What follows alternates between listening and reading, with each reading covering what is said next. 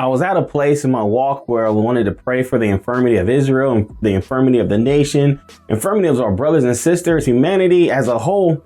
And I wanted to strategically make these prayers. I wanted to be very strategic about these prayers. And so I began to look at what is that wound in our soul? What is that breach in our soul? And more so, how do we heal it? How do we seal it? If there is a hole in the wall, how do we go about patching up that hole? How do we go about sealing that hole? Hi, I'm Hoshea, advocate for principle-based deliverance, author of Soul Bondage, and we're going to talk about how to overcome the breach in your soul. Fire! How to overcome a breached soul. Infirmity is defined as a physical weakness or an ailment, the quality or state of being infirm, lack of strength, a moral weakness or failing. This is coming from the Unabridged Dictionary. It is moral and spiritual weaknesses and defects found in Psalm 77, Romans 8, and Hebrews 4:15, and other references found in Easton's Bible Dictionary. Now, you can have an infirm spirit, and then what happens is it manifests in your physical person.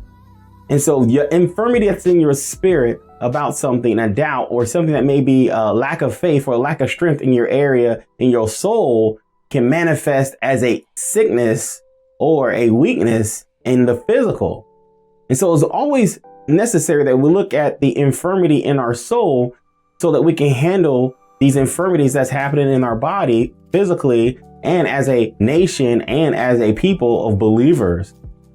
Well, how do I know when I'm infirm?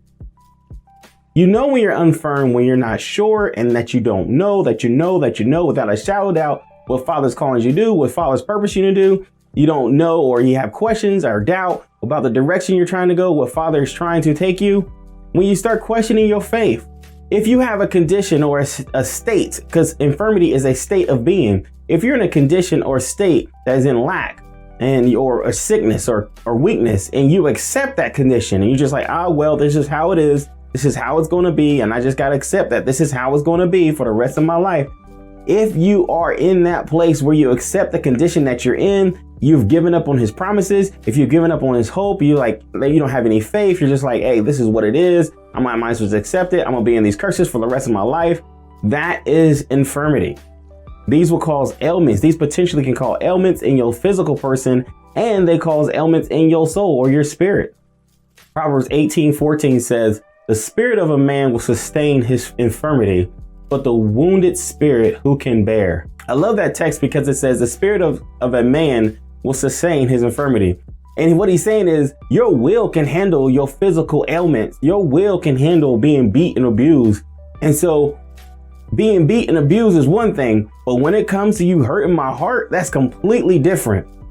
I don't know about you, but when you have that hurt heart or that offense on the inside, sometimes you just say to yourself, I would rather you just went ahead and hit me. I would rather you just went ahead and slapped me, because there's nothing I can do to get inside my soul and patch this up. The feeling and the pain of suffering, the problem of having this pain on the inside and having no way of going about getting it.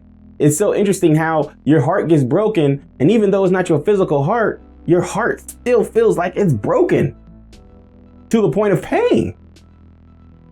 And so when you have those offenses, when you have those times when your soul needs to transition from death to life, and you have no fight in yourself, when you have given up and you just accepted it, and you're just like, hey, there is no providence, there is no purposes, there is nothing, I'm just stuck here. That's when you're in a place of infirmity.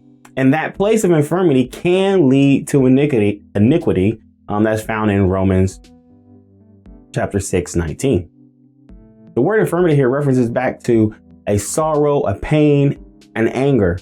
It also is used in different places as in displease, grieve, hurt, or pain, a vexing. Worship and rest is in there.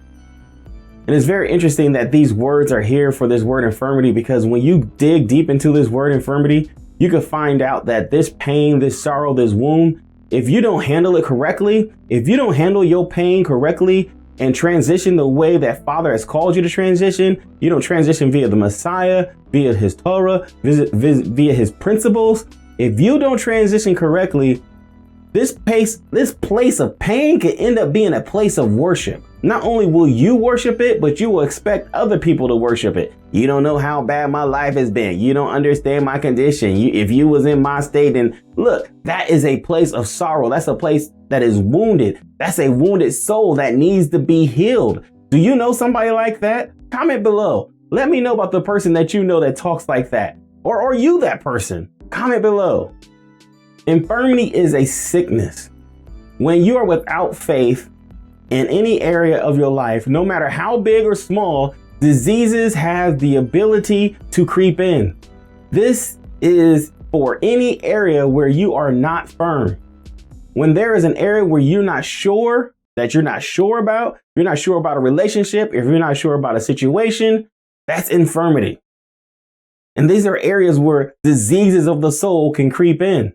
And when you have those negative thoughts coming upon you and you don't fight those negative thoughts, you feed into those negative thoughts and you start trusting those negative thoughts more than you trust the will and the providence and the promises of Elohim, look out, that's infirmity. So we have this sick breach. We have this breach in our soul. And so I started seeking the Father and saying, well, how do I heal this breach in my soul? How do I heal a breached soul? Or how do we get past a breached soul? And if as a contractor, my first thought would be, I need to put some compound, or I need to put some type of mortar, or I need to put some type of mud, as they call it, on that pole, that wound, that place where that malady is. I don't even know if I use that word correctly, but I need to patch that up. And so what I did was I looked up the word mortar in the Eastern Bible Dictionary, and what I found was very interesting. The first place that it took me that really jumped out was Numbers chapter 11, verse 8. It says, and the people went about and gathered it and ground it in mills, or beat it in a mortar and baked it in pans and made cakes of it.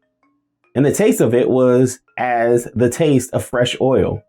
So I'm sitting there asking myself, what is the mortar to fill the breach? And then I find this text that talks about mortar, but the mortar that's in the text is not talking about like the compound mud cement that you'll put on type of bricks or something. The mortar that's referring to is actually a tool.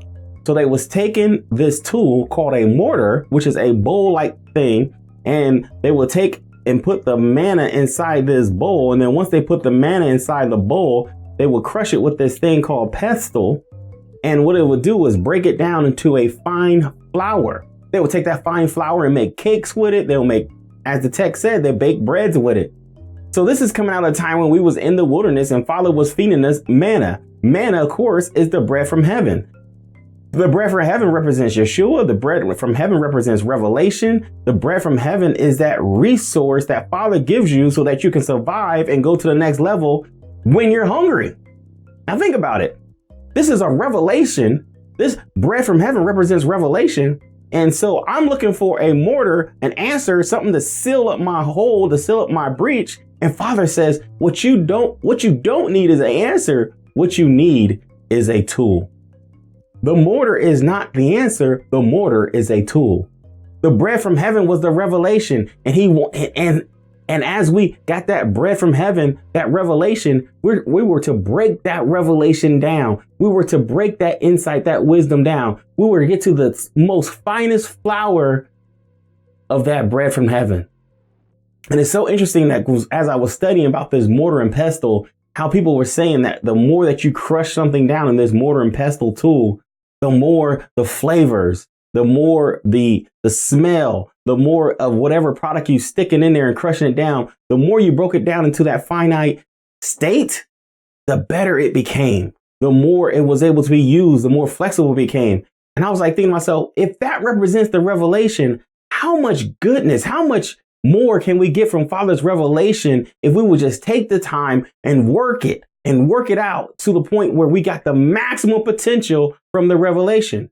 When was the last time that you took Father's revelation and broke it down to that level? Sometimes we get revelation, we'll use it one time and that's it. We're done. We'll go tell somebody the revelation and that's it. But there's so much more that we could get out of that revelation. Yes, I talked about infirmity long time ago, but here I am still talking about infirmity, and there's still so much more wisdom and so much more revelation to learn from it.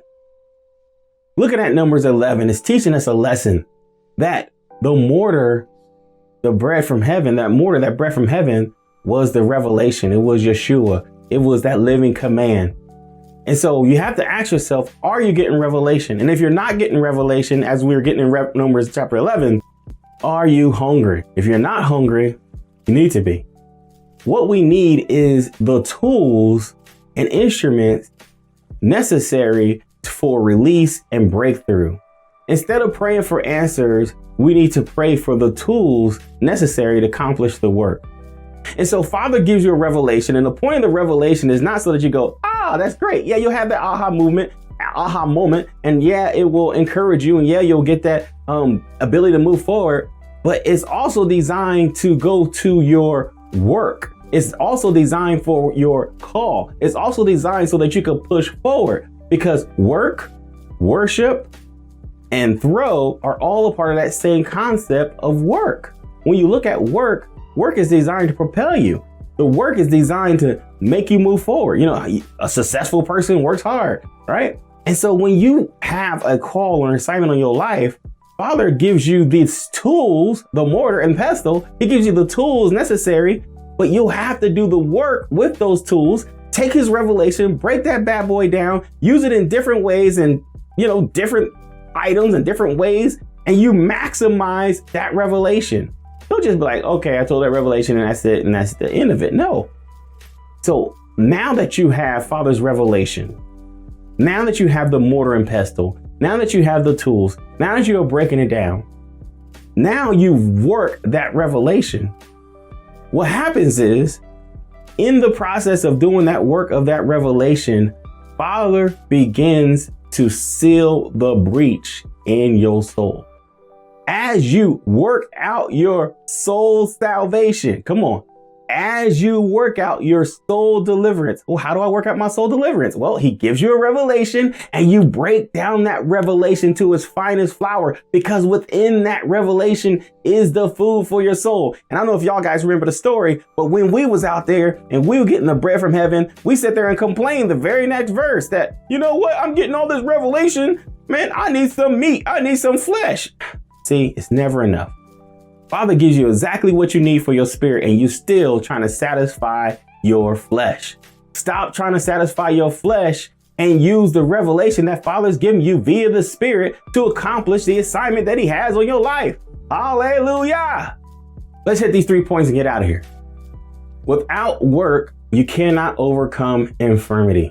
And society has made us completely lazy. Society has made us completely at a plate where we trust other people's work. Even now, you're watching YouTube for a revelation, for an insight. I'm happy to bring it to you. I'm happy to share, but this is my work. But now I can't give you all the answers because there's so much more to this lesson. I will be up here for probably about 2 hours teaching it. But you have to take the little bit that I'm giving you right now, go break it down, look at it even more. Look at it in terms of, if Yeshua is the bread from heaven, how do we break down Yeshua? What does that represent? Comment below on the revelations that you get from it.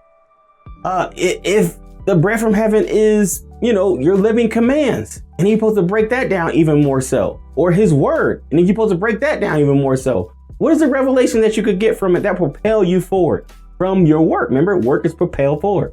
All right. So without work, you can't be healed from infirmity. We have to put in the work necessary to overcome. All those external forces, all those external means that you lean on in the past or that you've continued to lean on, we have to stop that. Father, I just ask that you just release people who are bound to external means of getting revelation, whether it's radio or whether it's their preacher, whether it's the pastor. All these external means are not the way that Father could design it to be. He wanted to have it a straight, direct connect. All right. Where is your infirmity? Ask the Father to reveal to you the areas of instability. Remember, I said, wherever there's an area of lack or instability or infirmity, that's an area that has a potential opportunity to cause there to be a sickness, a disease of your soul, or even your physical person to come through. No matter how small the area, these areas can include fear of conflict, fear to fight, fear to prosper, fear of responsibility, fear of working. And don't confuse working with fighting for relief. A lot of times people fight for relief, but they're not really working. And what I mean by that is, if I had a toothache and I did everything I can to get some aspirin, okay, even on the aspirin, it says if your toothache continues on so long, you need to see a doctor. Well, going to the doctor or the dentist, in my case of the scenario, going to the dentist would be too much work. I don't want to go to the dentist. I'll just keep taking aspirin, which is a relief from the pain, but that is not the cure. I need to see the dentist to resolve the pain. And so I may go through everything I can. I may fight through traffic. I may fight through people at the grocery store. I may rob, steal, and do whatever I have to do to get this drug, this fix. See, you can put that together. To get this drug and get this fix for the pain, but refuse to go to the person, Yeshua, to heal the pain. It's very interesting. So don't think that fighting for relief is the same as working. You have to ask yourself, have I been fighting for relief? Have I been using a drug? Have I been using a secondary source? Have I been using another medium to access relief from my pain? Or have I really been working at my relationship, working at his living command, working with this mortar and pestle to actually come to a healing, a place of healing or deliverance with the person Yeshua? Anxiety, laziness, entitlement, depression, being too comfortable, rebelliousness, self-pity, doubt, self-hatred, perversion, questionable motives, misunderstandings. It's so amazing how all these areas can be an area of infirmity. You could be sick, and in your sickness, remember, infirmity also had worship in it. In your sickness, you get a lot of attention. And because you like the attention that you get from your sickness, because you like the attention that you get from being in a sick state, you can actually start worshiping, honoring, submitting yourself to that sickness because you like the attention. Those are questionable motives. That's self-pity. That's self-hatred. Those are unclean spirits. That's not a way that Father wants you to be. He does not want you to be bound to sickness. And you're sitting there saying you like it because you like the attention. Those are questionable motives. Those are perversions in your soul. All right. Which brings us to the next point. Yeshua wants us to be free, while Hasatan wants us to be bound. Yes, Yeshua wants us to be free. He doesn't want us to be bound. In Luke 13, it talks about a woman who had an infirmity that made her be hunched over and couldn't walk erect and walk with straight posture for 18 years. John 5 talks about a man who had infirmity who just laid on a bed for 38 years. Both of these individuals, Father healed. Yeshua healed. He called them up to a place of healing. The man for 38 years wasn't even looking for a healing, but he got a healing. And then the woman with 18 years, she was hunched over and at a state that the scriptures even says that this was a place where Hasatan had her bound. When you choose to fight, when you choose not to fight for your healing, when you choose to accept your sickness, like the woman who had an issue of blood, she fought through the crowd to get her healing. When you choose to stop fighting and you come into a place of accountability and acceptance of your sickness, that's when Hasatan has a right to keep you bound. If you don't want to be healed, why will Hasatan sit there and promote you being healed? And so we don't want to stay bound. We want to be free. And Father, I just pray for the bound of Israel, the people who have been bound up for years to infirmity, people who don't understand, people who have not came to the revelation that Father wants you to be free. You don't have to be in a sick state. You don't have to be in a sick state financially. You don't have to be in a sick state emotionally, spiritually. All the men who have been bound up and told that you cannot posture yourself because of religion, because you have had a matriarchal over your head and a matriarchal spirit over your head. Every man who's been bound up and criticized and ridiculed and just tossed to the side, been used wrong.